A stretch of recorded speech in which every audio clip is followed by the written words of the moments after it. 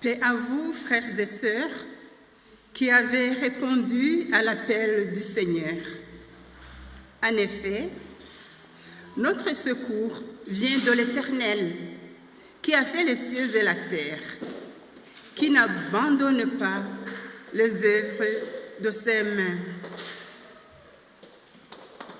et qui garde la fidélité à toujours. Il fait droit aux opprimés, il donne du pain aux affamés. L'Éternel ouvre les yeux des aveugles. L'Éternel redresse ceux qui sont courbés. L'Éternel aime les justes. L'Éternel protège les étrangers. Il soutient l'orphelin et la veuve. Mais il renverse les voies des méchants.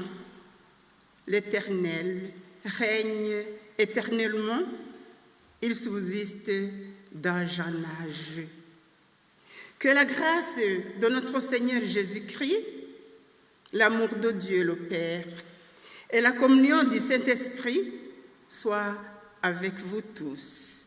Amen. Et nous poursuivons notre culte toujours debout en chantant au cantique 21-19. C'est à la page 252. Seigneur, nous arrivons dans ta maison.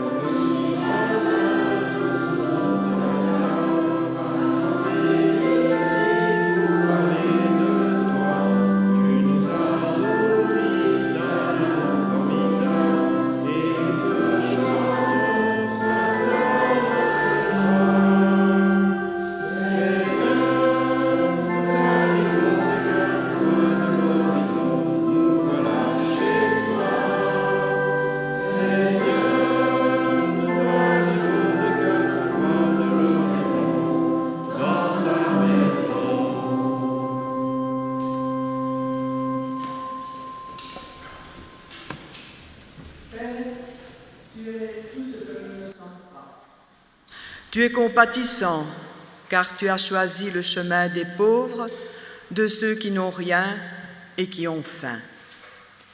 Tu pardonnes, car tu ne défends pas ton droit, tu ne te venges pas de notre hostilité.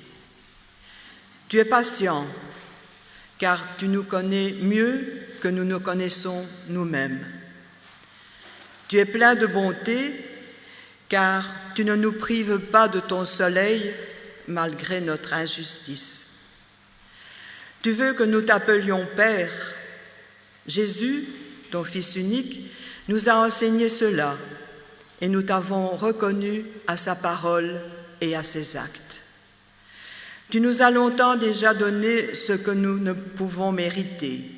Nous sommes ses frères, tes enfants qui rejoignent ton cœur de père. Nous nous sommes éloignés de toi, autant que l'Occident est loin de l'Orient. Mais ton amour à toi nous a tous rejoints. Autant le ciel est élevé au-dessus de la terre, autant est la grandeur de ta compassion. Loué sois-tu pour ta pitié. Amen. Ce dimanche, nous célébrons notre culte en communion avec le diaconat mondial. C'est pour cela que vous voyez que les membres de la diaconie de notre paroisse participent activement à ce culte. Et aussi, nous avons des jeunes de la paroisse qui vont participer activement en apportant quelques lectures. Ainsi, nous poursuivons avec nos jeunes pour la louange. Gloire à toi, Seigneur, toi qui fais naître le jour et donne à chaque chose sa saveur. Gloire à toi qui nous appelle à vivre, qui nous fait exister, qui toujours et sans cesse nous fait confiance, qui inlassablement nous tend la main. Gloire à toi pour les signes de ta présence parmi nous, pour le pain partagé, pour l'amitié retrouvée, pour la paix donnée et accueillie, pour l'amour manifesté. Gloire à toi qui nous permet d'espérer, même au milieu de la nuit, qui nous invite à oser dire que la vie est plus forte que la mort et qu'après la nuit, la lumière va jaillir.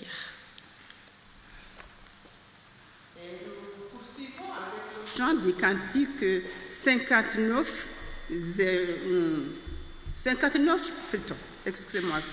19. C'est à la page 860. Ouais, les enfants sont partis très vite. Il y a des jeunes qui auraient aimé chanter ceci avec nous, mais ils vont chanter ça là-bas peut-être. Donc le chant 52, 19, à la page 860, une flamme en moi. Je vous invite à vous lever pour chanter à ce chant.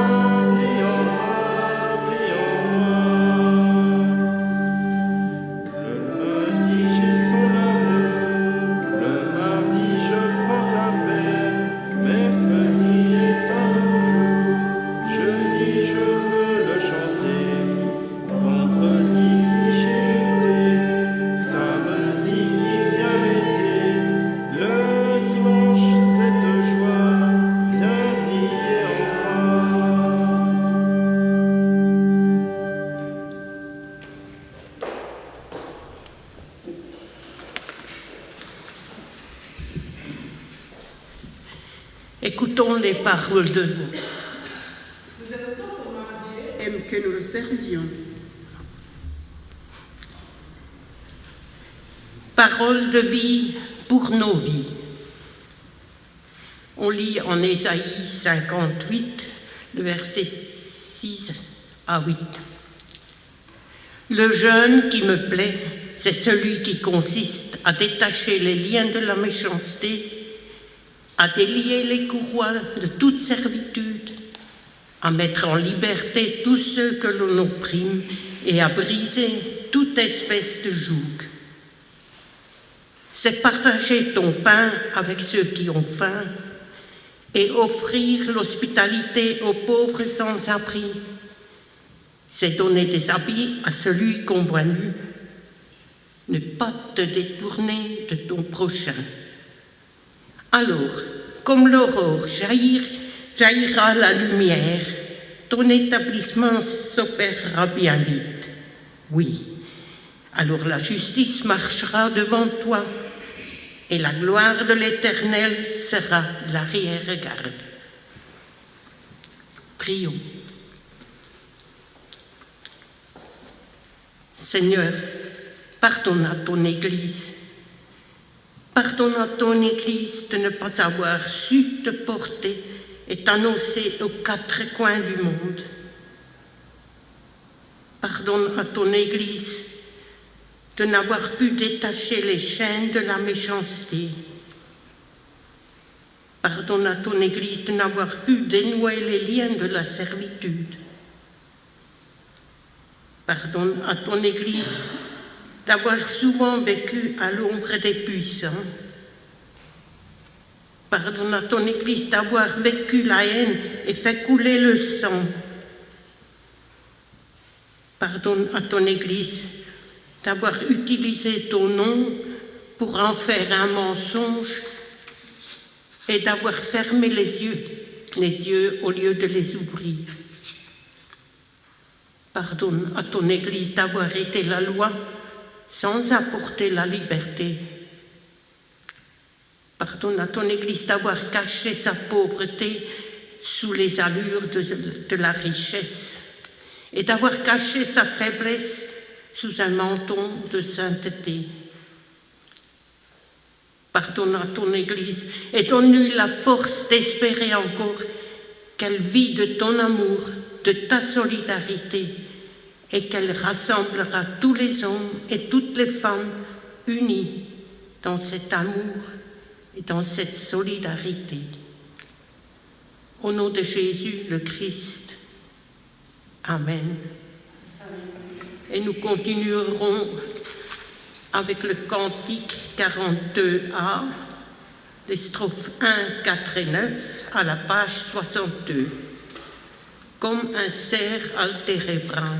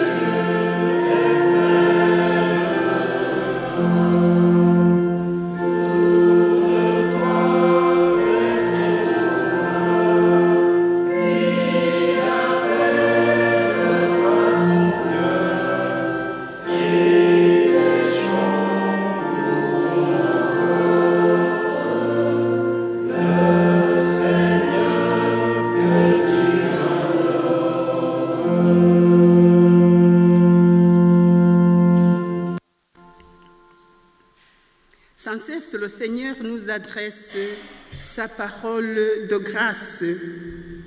Le Christ est notre paix.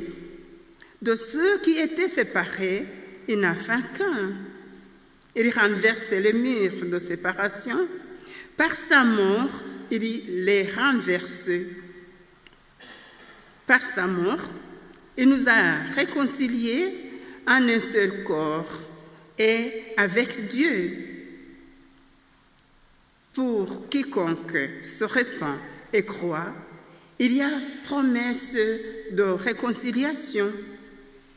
Vivez réconciliés avec Dieu et avec les frères et sœurs. Je vous invite à vous lever pour poursuivre notre chant en remerciant le Seigneur de ce qu'il nous donne la joie de nous sentir pardonnés et il nous fait vivre cette réconciliation ici même sur terre. Le cantique 5604, c'est à la page 912.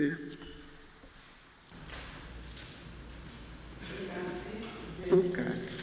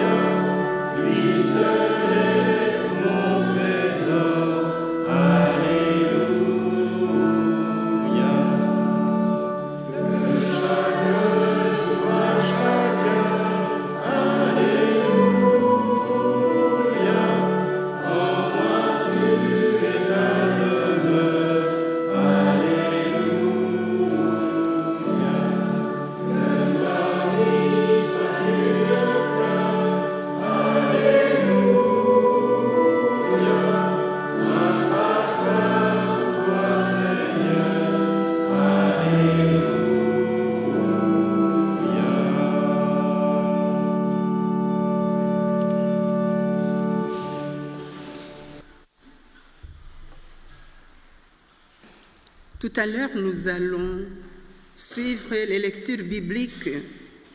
Prions le Seigneur pour qu'il soit au milieu de nous et que son esprit nous aide à comprendre ce qu'il veut nous dire aujourd'hui.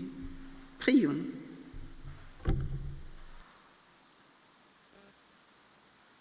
Seigneur, si tu nous viens toi-même ouvrir les Écritures, notre lecture sera pauvre et notre compréhension limitée.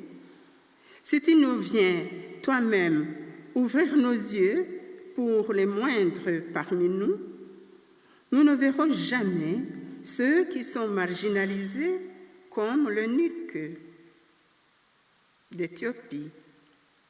Mais si ton esprit nous éclaire, ta parole fera sens, notre marche s'orientera, notre chemin se précisera, nos vies s'engageront pour ton royaume sur terre.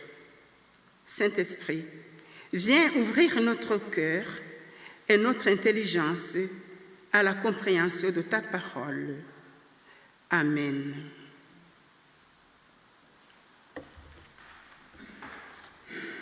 Nous allons suivre les lectures dans deux textes. La première lecture, c'est dans Actes des Apôtres, au chapitre 8, les versets 26 jusqu'au verset 40. Et la deuxième, ça sera dans l'évangile de Jean. C'est un long texte, nous l'avons découpé pour pouvoir retenir ce qu'il veut nous dire vraiment. Nous lirons seulement quelques versets qui vont vous être annoncés par la personne qui va faire cette lecture. J'invite les jeunes pour la lecture des Actes des Apôtres. Acte 8, versets 26 à 40. Un ange du Seigneur s'adressa à Philippe en disant : « Lève-toi et va en direction du sud, sur le chemin qui descend de Jérusalem à Gaza, celui qui est désert. » Il se leva et partit. Or, un eunuque éthiopien, haut fonctionnaire de Candace, la reine d'Éthiopie, et administrateur de tous ses trésors, était venu à Jérusalem pour adorer. Il repartait, assis sur son char, et lisait le prophète Ésaïe. L'Esprit dit à Philippe : « Avance et approche-toi de ce char. » Philippe accourut et entendit l'Éthiopien lire le prophète Ésaïe. Il lui dit : « Comprends-tu ce que tu lis ? » L'homme répondit : « Comment le pourrais-je, si personne ne me l'explique ?»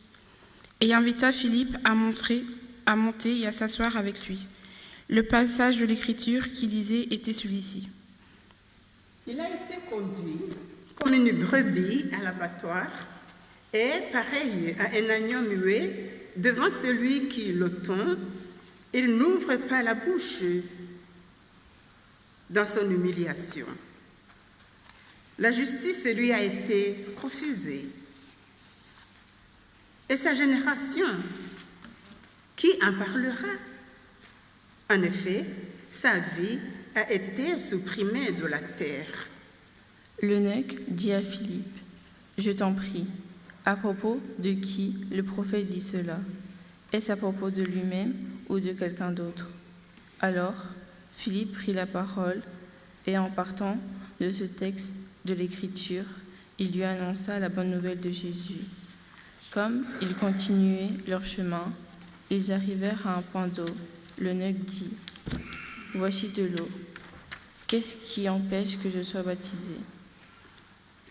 Philippe dit : « Si tu crois de tout ton cœur, cela est possible. » L'eunuque répondit : « Je crois que Jésus-Christ est le Fils de Dieu. » Il fit arrêter le char. Philippe et l'eunuque descendirent tous les deux dans l'eau, et Philippe baptisa l'eunuque. Quand ils furent sortis de l'eau, l'Esprit du Seigneur enleva Philippe et l'eunuque ne le vit plus. Il poursuivit sa route tout joyeux. Philippe se retrouva dans Azote, puis il alla jusqu'à Césarée en évangélisant toutes les villes par lesquelles il passait. Amen. La première lecture arrête ici et nous poursuivons la deuxième dans l'évangile de Jean.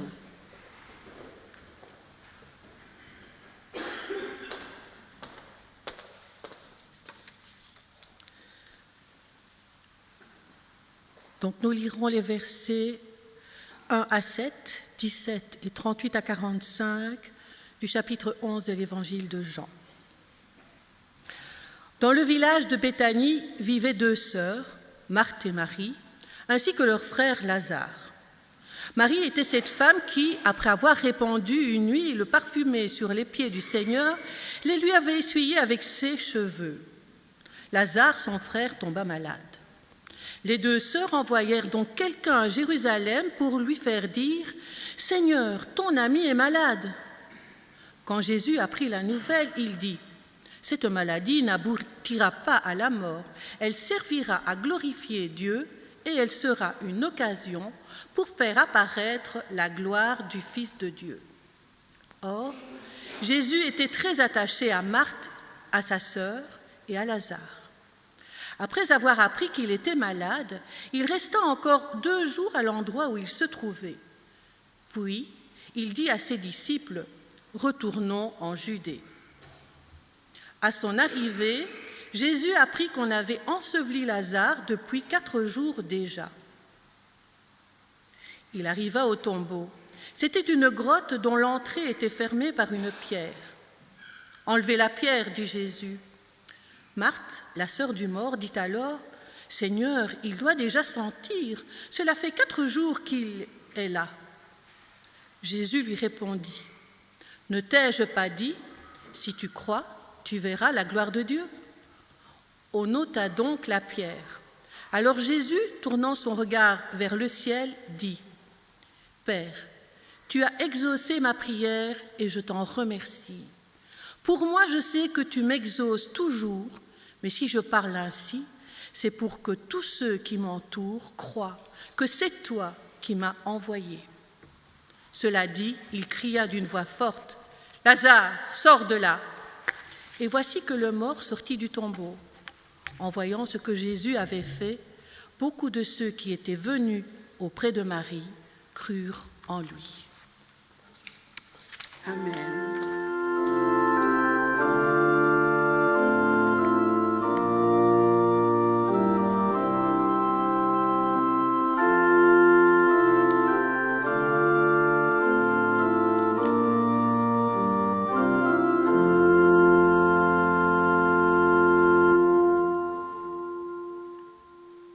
Déliez-le et laissez-le partir. Frères et sœurs, nous venons de suivre des extraits de la longue lecture de la résurrection de Lazare. Il a été malade et Jésus l'a annoncé à ses disciples alors qu'ils étaient en route vers la Galilée. En tout cas, de l'autre côté du Jourdain. Jésus fouillait ceux qui voulaient le lapider, car il avait dit ouvertement qu'il était le Fils de Dieu.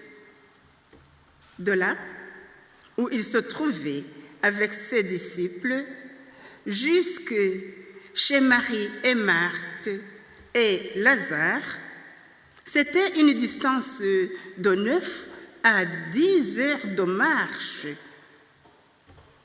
Lazare est mort de sa maladie. Quelle tristesse! Tristesse pour ses sœurs et ses voisins.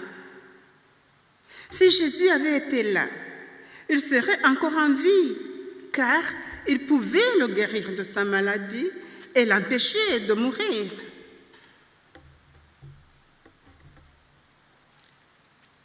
Jésus l'annonce à ses disciples.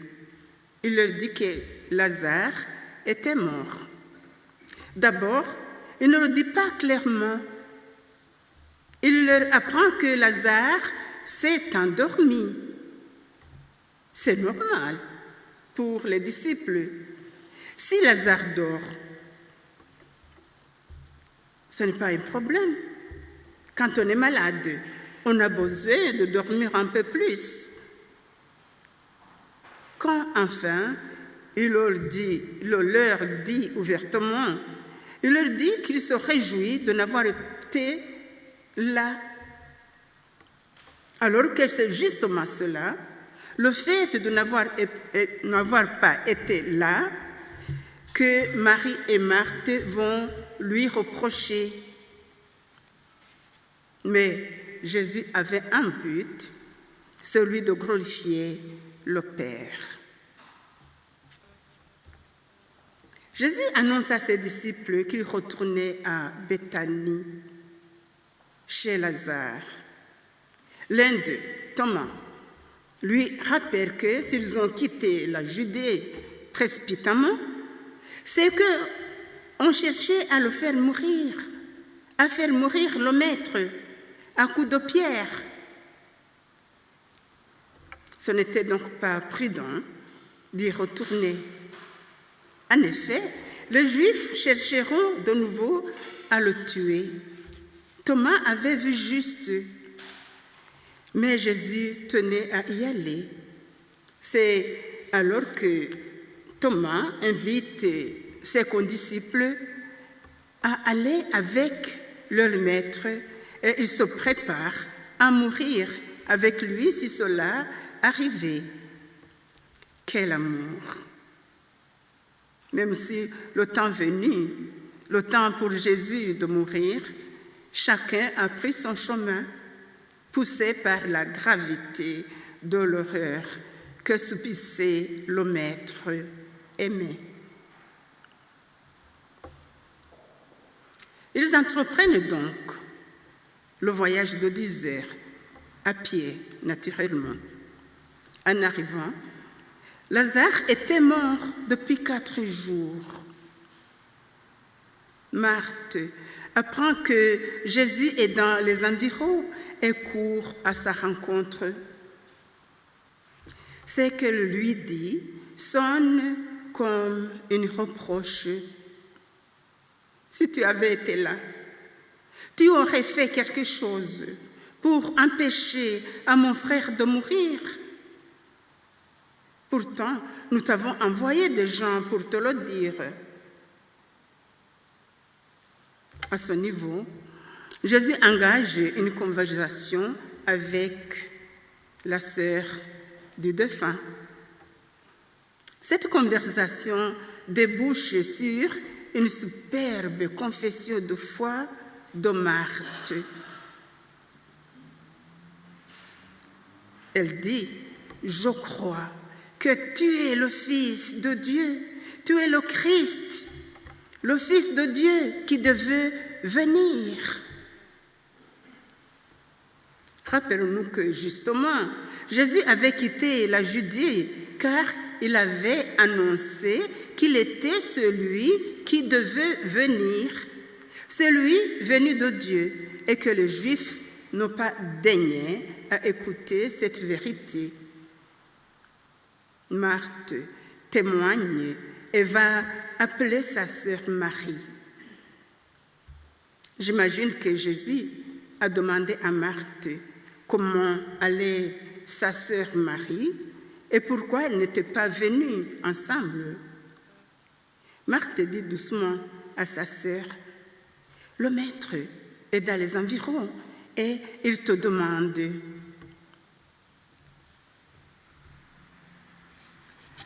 Face à Marthe, Jésus a engagé une conversation. Face à Marie, Jésus pleure avec elle et avec ceux qui sont avec elle. Pourtant, elle aussi, elle a commencé par adresser les mêmes reproches au maître. Si tu avais été là, mon frère ne serait pas mort. En y voyant tout près, cette reproche de 2 sœurs est pleine de foi, mais une foi limitée, comme pour dire « maintenant c'est fini ». Mais Marthe avait gardé un brin de foi qui renverse les montagnes.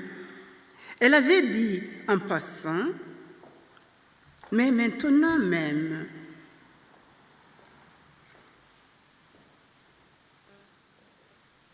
Maintenant même, je sais que ce que tu demanderas à Dieu, Dieu te l'accordera.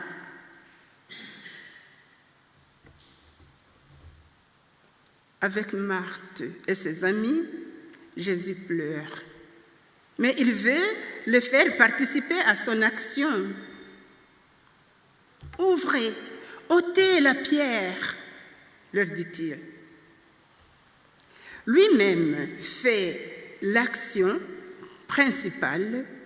Dans le calme, il parle à son Père, puis il crie pour réveiller le mort. « Lazare, sors de là !» Celui qui était mort ne peut rien faire sans l'apport des vivants. C'est ainsi que Dieu dit « Déliez-le et laissez-le aller. » Voilà, le but est atteint. Revenons aux paroles de 2 sœurs. « Seigneur, si tu avais été là, mon frère ne serait pas mort. » Voilà qui ressemble beaucoup à d'autres que nous retrouvons dans la Bible, en particulier dans certains psaumes. on ne reproche à Dieu son silence, son absence. Faire des reproches à Dieu, cela ne nous paraît pas correct. Faire des reproches à Dieu, cela nous paraît peut-être avoir peu de foi.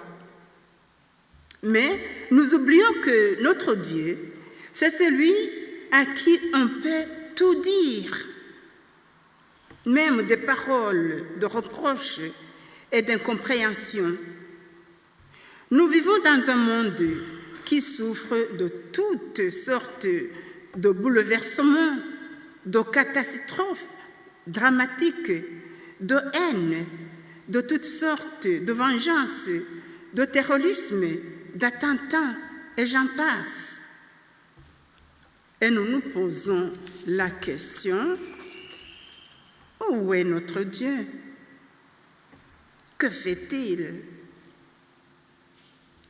Ce cri de révolte, c'est déjà une prière. Notre Dieu, c'est quelqu'un vers qui nous pouvons crier notre souffrance. Il n'est pas un Dieu lointain et absent auquel on cache certaines choses. Nous pouvons toujours lui dire les peurs et les interrogations qui nous tracassent. Quand tout va mal, nous pouvons toujours nous adresser à lui. Et si nous ne savons pas prier, nous pouvons toujours crier « Seigneur, Seigneur, viens à mon aide », comme celui qui a crié dans le psaume 129 en disant ceci. Des profondeurs, je crie vers toi, Seigneur. Seigneur, écoute mon appel. Que ton oreille se fasse attentive au cri de ma prière, de ma douleur. Aujourd'hui, nous voyons Marthe et Marie reprocher à Jésus de ne pas avoir été là pour empêcher la mort de leur frère Lazare. Et pourtant, il avait été averti depuis plusieurs jours de la mort imminente de son ami. Et arrivé au tombeau, Jésus est bouleversé d'une émotion profonde. Comme nous, il ressent douloureusement la mort d'un ami, la douleur causée par la mort d'un parent. Mais à travers Lazare, c'est aussi la détresse de toute l'humanité qu'il voit, celle d'Israël et de tout le Moyen-Orient, celle d'Afrique, celle de l'Occident, celle qui crie aujourd'hui tout haut d'Ukraine, mais aussi la détresse de tous ces hommes, toutes ces femmes et tous ces enfants au travers le monde qui se trouvent enfoncés dans la misère et qui n'ont plus le minimum pour vivre ou survivre. Frères et sœurs, en ce jour, nous nous tournons vers le Seigneur et nous lui demandons qu'il nous donne un cœur sensible au sien, sensible à la peine de l'autre. Si nous voulons comprendre quelque chose de cet évangile, il nous faut prendre en compte toutes nos interrogations face à la souffrance et à la mort. Nous sommes peut-être trop habitués à entendre cet évangile. Nous l'avons entendu des centaines de fois. en particulier lors des célébrations d'enterrement. Nous connaissons la fin de l'histoire, nous l'avons lu. Nous savons que Jésus va faire quelque chose et tout va rentrer dans l'ordre. Lazare sera relevé, il pourra prendre ses occupations, retrouver ses sœurs et ses amis. Bon, un jour, il devra reconnaître de nouveau la mort. Mais là, il va vivre avec les siens. L'évangile de ce dimanche ne nous présente pas ce geste de Jésus comme un miracle, mais comme un signe, le signe que le Seigneur est parmi nous. Il nous parle de nous-mêmes. Le message qu'il adresse est un message d'espérance. En lui, c'est le Dieu des vivants qui se révèle au monde. Ce matin, il nous a convoqués pour entendre son appel. Lazare, viens dehors. Aujourd'hui, c'est aussi à chacun de nous qu'il s'adresse. Viens dehors. Il nous appelle tous par notre prénom pour nous retrouver et renouveler cet appel. Viens dehors. Je te libère de tes bandelettes. Je te fais respirer un air nouveau. Laisse ta misère de côté. Laisse tes souffrances. Apporte-les-moi et je les prendrai. Je les porterai. Et toi, vis en paix. Cette promesse d'une vie nouvelle, ce n'est pas seulement après la mort, mais pour aujourd'hui même. C'est aujourd'hui que Lazare est réveillé et qu'il va reprendre la vie avec les autres. Mais le Seigneur compte sur nous pour enlever la pierre. Cette pierre, c'est celle de notre égoïsme et de tout ce qui nous ferme à Dieu et aux autres. Le Christ compte sur nous pour participer à cette œuvre de libération. Nous pensons à tous ceux qui sont opprimés, sans travail, affamés ou malades. Nous croyons que le Seigneur peut ouvrir ces tombeaux-là, mais nous savons aussi que sa parole et son action passent par nos engagements. C'est pour répondre à cet appel qu'à la demande de toute la diaconie du monde, nous pouvons répondre à cette sollicitude. Déliez-les et laissez-les aller. Avec l'équipe de la diaconie de notre communauté, en solidarité avec le diaconat mondial, nous pouvons répondre à cette sollicitude. Nous pouvons avoir cette mission pour donner aux plus démunis les moyens de sortir de leur misère. Avec cette équipe, nous voulons participer ainsi à la construction d'une société plus juste et plus solidaire en partant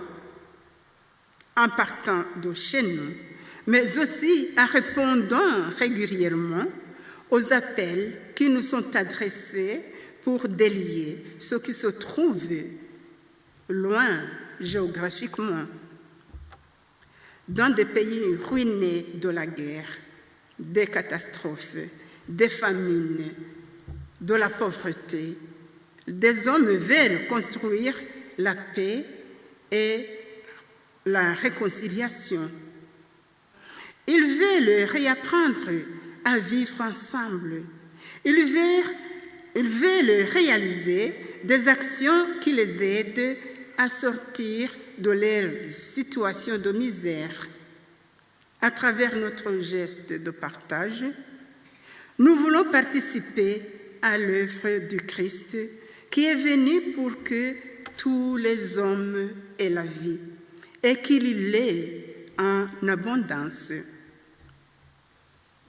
Le même Seigneur est toujours là. Il veut nous remettre debout chaque jour. Il vient faire sauter toutes nos bandelettes, celles de la peur, du désespoir et de la discorde. Il est le Dieu libérateur. Avec lui, nous sommes entrés dans l'ère de la résurrection. Désormais, si nous le désirons bien, tout redevient possible, car il nous fait partager sa vie. C'est pour cela qu'il se donne à nous par la parole qui sauve. C'est vrai, le Seigneur ne laisse pas mourir en nous la vie que son Fils nous a offerte et qu'il nous offre encore. À l'appel de son Fils, il nous fait sortir des tombeaux où il renferme nos péchés et notre misère. En résumé, comment participer au projet de Dieu de donner la vie à chaque être humain? Comment? Comme Marie et Marthe, qui envoient des gens à Jésus pour lui parler de celui qui est dans la souffrance, il y a des femmes et des hommes qui prient et qui intercèdent. Cet envoi vers Jésus, c'est une prière. Si tu pries et si tu intercèdes, tu participes déjà à ce projet. Mais prier ne suffit pas. Il faut des gens qui répondent à la voix de Maître qui dit d'abord « ôtez la pierre ». Supprimer, s'occuper, empêcher de sortir de la misère, du doute, de la peur, d'un complexe quelconque, de la tristesse, de la famine, des guerres inutiles, et j'en passe. Ensuite, des gens qui répondent à cette sollicitation, déliez-les et laissez-les partir. Celui qui sollicite notre participation à l'œuvre de la réhabilitation des humains de partout, c'est le même qui agit en puissance. Il nous rend la lumière éclatante, lui, le Dieu vivant, pour des siècles et des siècles.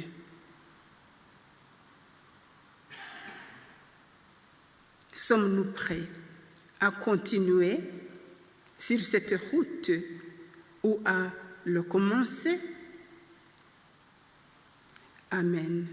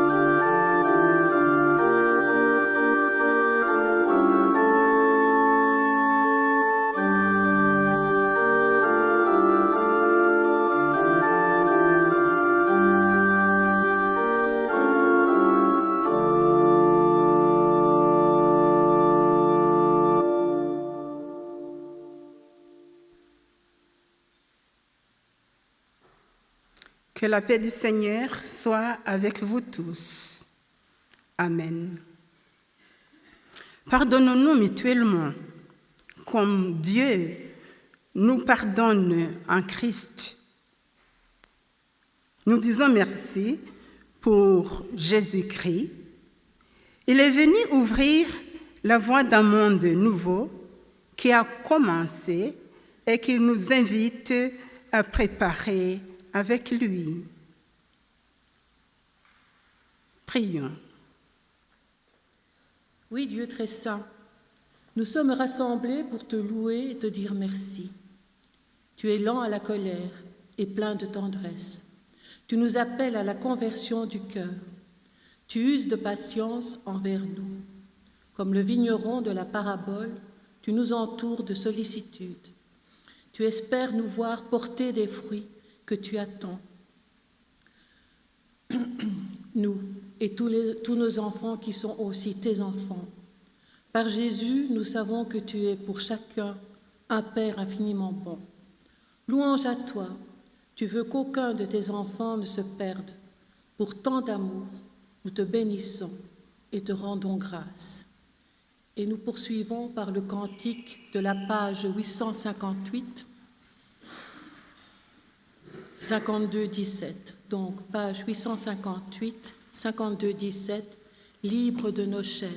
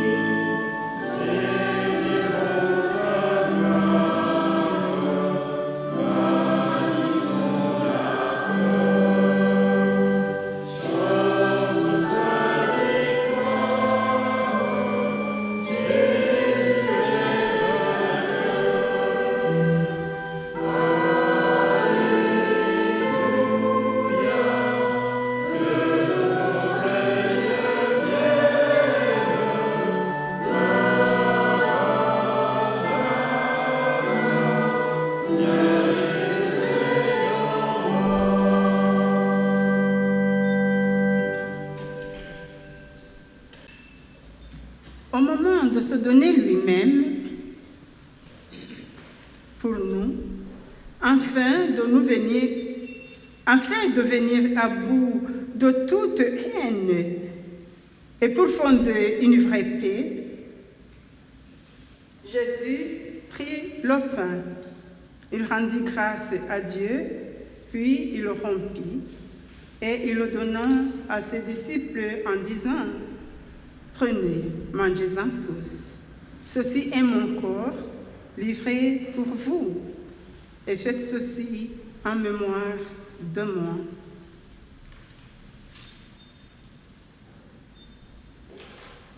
Et après le repas, il prit la coupe. De nouveau, il rendit grâce à Dieu. Et il le donna à ses disciples, leur disant: buvez-en tous. C'est la coupe de mon sang. C'est le sang de l'alliance nouvelle.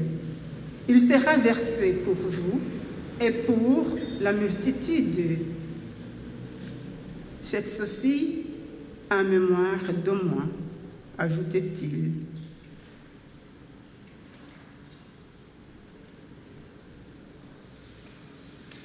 Prions. Arme-nous de ta force d'aimer. Nourris notre faim, abreuve notre soif de ta justice et donne-nous le courage de prendre nos responsabilités de parents, d'enfants, d'enseignants. Rends-nous solidaires de nos frères humains pour partager avec eux leurs souffrances et notre espérance. Garde-nous reconnaissants. Merci de nous donner cette occasion de redire ensemble: Notre Père qui es aux cieux, Que ton nom soit sanctifié, que ton règne vienne, que ta volonté soit faite sur la terre comme au ciel. Donne-nous aujourd'hui notre pain de ce jour. Pardonne-nous nos offenses, comme nous pardonnons aussi à ceux qui nous ont offensés. Et ne nous soumets pas à la tentation, mais délivre-nous du mal. Car c'est à toi qu'appartiennent le règne, la puissance et la gloire pour les siècles des siècles. Amen. Heureux ceux qui sont invités à partager la vie de Dieu.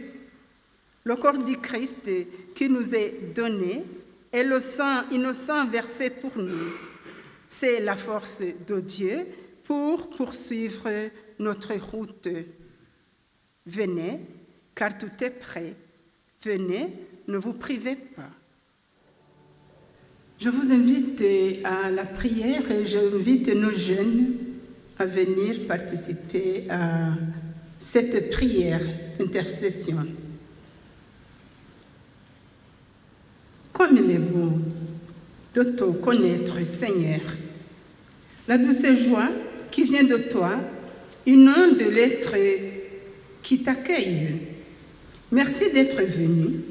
Merci de nous montrer le chemin, c'est-à-dire ta volonté, de nous apporter la liberté, ta vraie liberté. Et notre âme chante le don du Dieu vivant, car il nous donne de vivre en lui et avec lui. Amen. Et nous allons poursuivre notre prière par le Notre Père, qui est interprété autrement. Et nos jeunes vont nous aider à prier. Notre Père, qui est dans la rue, dans notre vie quotidienne, partout dans nos luttes, que ton nom et ton message soient reconnus, que justice soit faite, que le partage soit vécu comme tu nous l'as montré, que tous les exploités d'ici et d'ailleurs aient du pain, que tous les opprimés vivent dans la dignité. Donne-nous la force de continuer ce que tu as commencé. Montre-nous comment construire une société nouvelle dans laquelle les femmes et les hommes vivent de nouveaux rapports sociaux. Délivre-nous de notre suffisance et de toute notre soif de pouvoir. Que nos mains continuent la pratique de Jésus dans des gestes de partage et de solidarité. Que le regard de Jésus nous aide à dépasser nos frontières. Oui, Seigneur, donne-nous le courage de résister à l'attrait de l'argent et de tout privilège. Donne-nous la force de résister à la société de consommation et à ses fausses sécurités. Arme-nous d'une solidarité à toute épreuve.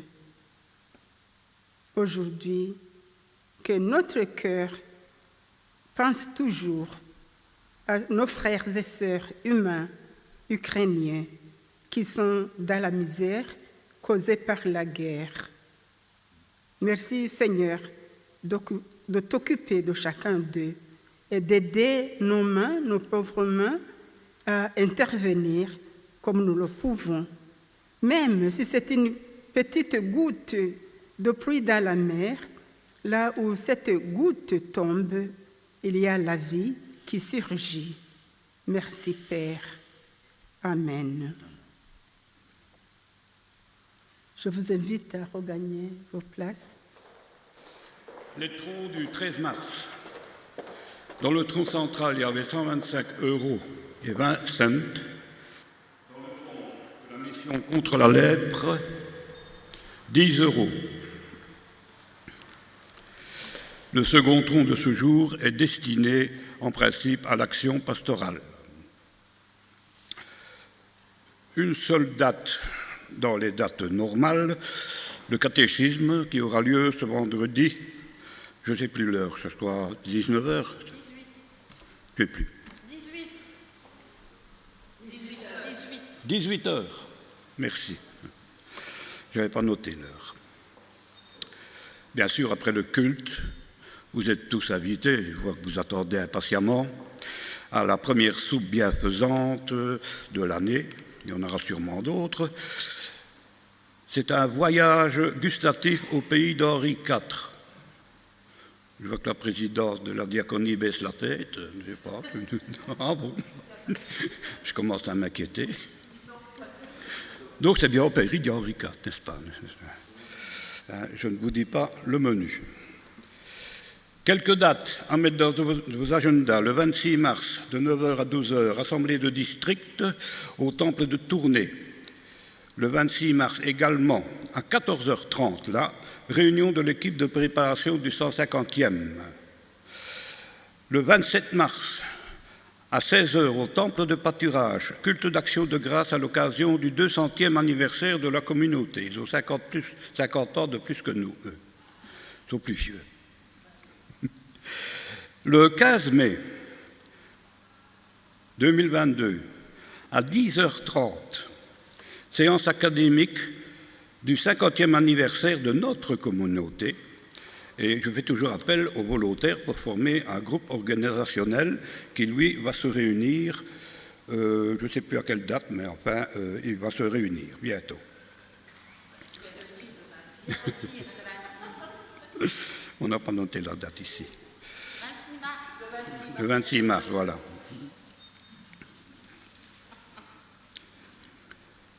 Le 22 mai, à 15h, assemblée d'église annuelle. Il y aura, bien sûr, ce sera affiché dans le fond du temple, la liste des membres votants et dans la salle, bien sûr. Et vous serez informés par courrier du déroulement de cette assemblée. Et le 26 mai, à Namur, le RANA, donc le Rassemblement national, qu'on appelle maintenant pour le pub ProFest. Si vous voulez y participer, il y a un quart qui s'organise par le conseil de district. Il faut s'y inscrire jusqu'au 1er mai au plus tard. Après, vous avez la bicyclette. Voilà. Je vais passer maintenant la parole à Martine.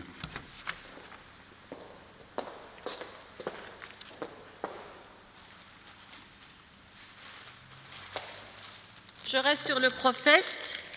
Pour soutenir le ProFest, il y a des chocolats Neuhaus à acheter. C'est bon, hein?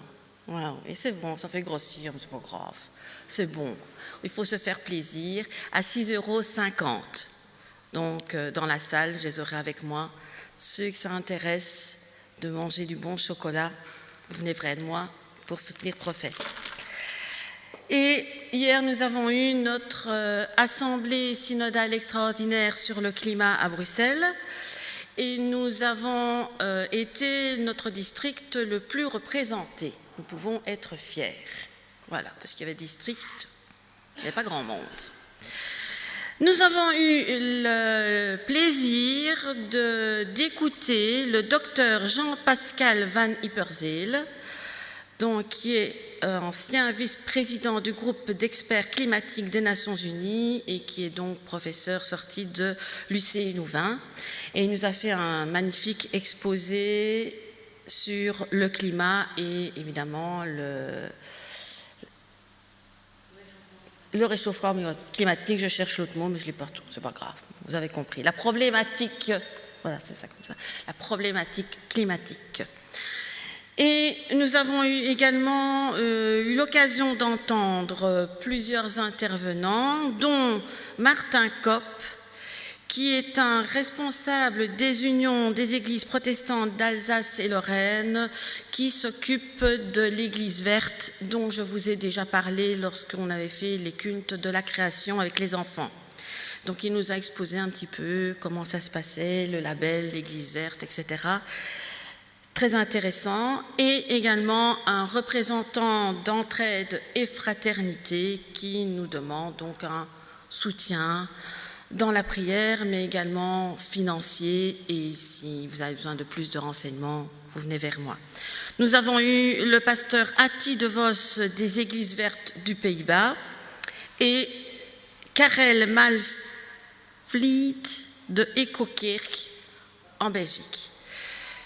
Ces partages ont été très intéressants, très enrichissants et nous allons essayer de mettre en pratique chacun et chacune individuellement notre petite graine pour aider à arrêter la problématique climatique.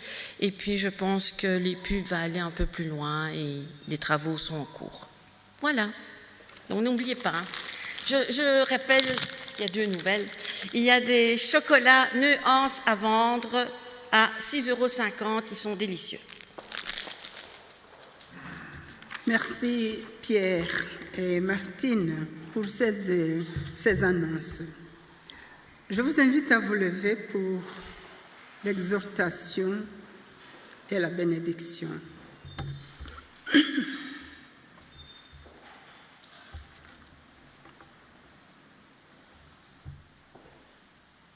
Frères et sœurs, vous étiez autrefois dans l'obscurité, mais maintenant, par votre union avec le Seigneur, vous êtes dans la lumière. Par conséquent, conduisez-vous comme les personnes qui appartiennent à la lumière, car la lumière produit toutes sortes de bonté, de droiture et de vérité. Que le Seigneur soit devant vous pour vous conduire, qu'il soit derrière vous pour vous pousser tendrement, au-dessus de vous pour vous porter et au-dessus de vous pour nous bénir, qu'il soit autour de nous pour nous protéger partout. Allons donc dans la joie de notre Seigneur. Amen. Et pour conclure notre culte, nous chantons au cantique 5607, c'est à la page 916, et nous chanterons au premier et troisième couplet, au dernier jour, quand le Seigneur viendra chercher les siens.